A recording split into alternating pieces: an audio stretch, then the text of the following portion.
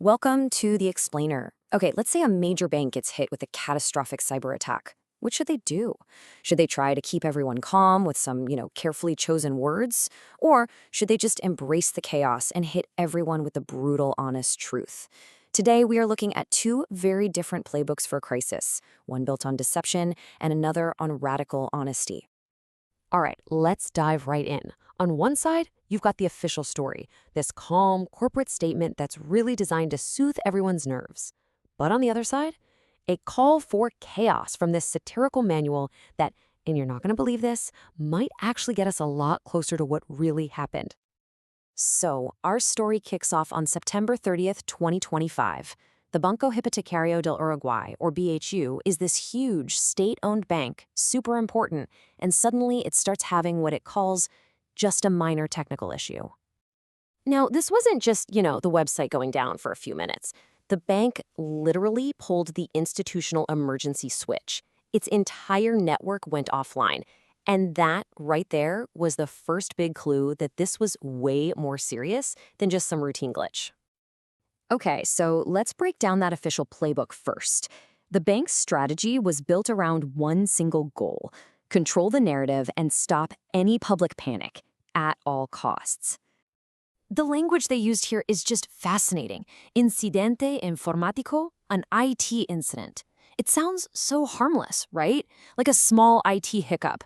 But this wasn't just a description. It was a very specific legal and PR move to downplay how bad things were and, this is the crucial part, to dodge all the legal trouble that comes with admitting to a data breach or a ransomware attack.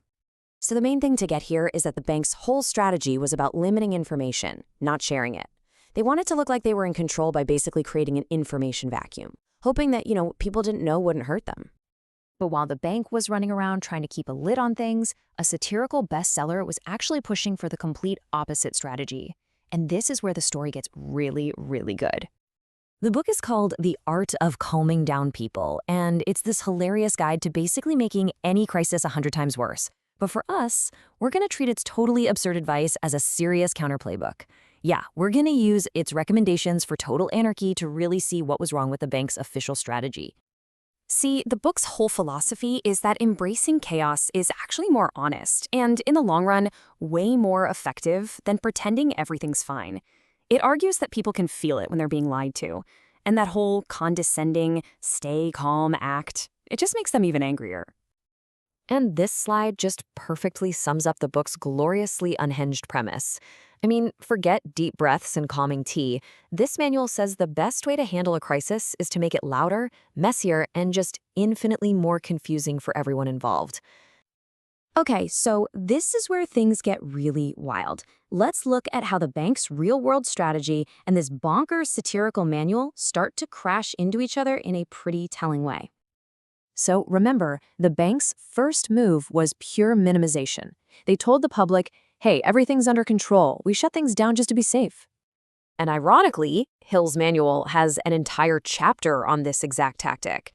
It explains how using these empty, reassuring phrases is the absolute perfect way to stir up resentment and despair in people who can just feel that something is seriously, seriously wrong. And here is the twist. The author of this satirical book, he isn't just some comedian. He's a real-life, very well-respected cybersecurity professional. So, on October 2nd, he dropped the act, went public, and called the BHU event what he believed it really was: a catastrophic cyber failure. So, just a few days later, that whole carefully constructed IT incident story just completely falls apart. The truth finally comes out, and wow, it was so much worse than anyone had feared. This timeline just shows you how fast the official story became toast. It starts on September 30th with the IT incident. Then, October 2nd, the expert, Alberto Hill, calls it a catastrophe. And the final nail in the coffin comes on October 4th, when a ransomware group called Crypto24 just steps into the light and takes credit, blowing the lid off the entire cover-up. So that crucial claim that the shutdown was to protect data? Total lie. The hackers had already walked away with over 700 gigabytes of incredibly sensitive customer PII, that's personally identifiable information. We're talking mortgage applications, financial records, even national ID numbers, all gone. I mean, when you put the official story side by side with the actual facts, the gap is just staggering. What they framed as a minor, controlled IT incident was in reality a catastrophic double extortion ransomware attack, not even in the same ballpark. So, what's the real cost of this kind of deception? When public trust gets broken on this level, the consequences are enormous. And believe me, they go way beyond just a technical fix. First, let's talk about the money. The direct financial hit for forensic analysis, new security systems, a potential ransom payment is estimated to be somewhere between $3 and $10 million. But that financial cost, that's just the tip of the iceberg. The real damage is so much deeper. The bank is now facing huge legal problems, especially since it had been dinged for security failures before. Over 50,000 clients are now at high risk of identity theft, and the door is wide open for massive class action lawsuits. And the public's trust in a state-owned bank? Completely shattered. And this really gets us to the core lesson of this whole mess. In a crisis, what experts argue is that transparency, even when the truth is absolutely brutal, is the only ethically sound and effective strategy in the long run. It's about respecting the people who are affected, not just trying to save the reputation of the institution. And this slide just perfectly illustrates the central irony of this whole story. The expert who wrote a satirical book about causing chaos, Alberto Hill, was proven right. His big claim that the government was hiding a catastrophe, totally validated.